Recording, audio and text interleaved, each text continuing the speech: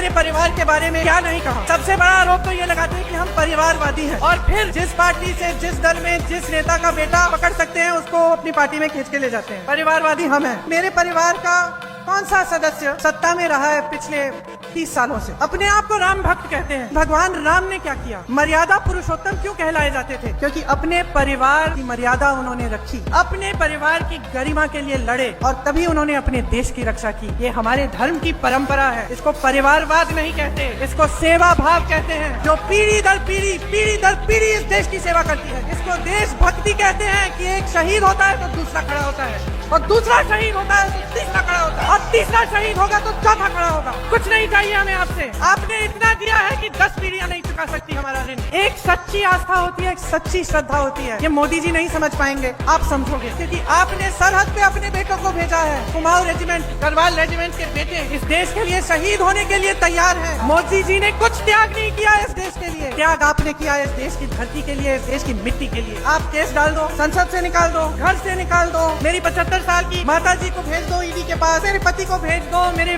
भाई को भेज दो, हमारे पूरे परिवार को भेज दो, हमें कोई परवाह नहीं है। हमें आपका भय दिखता है कि भाई तुम इतना डर क्यों रहे हो हमसे? क्या हो गया? दोबारा सरकार नहीं आएगी? जनता का मन बदल गया है क्या?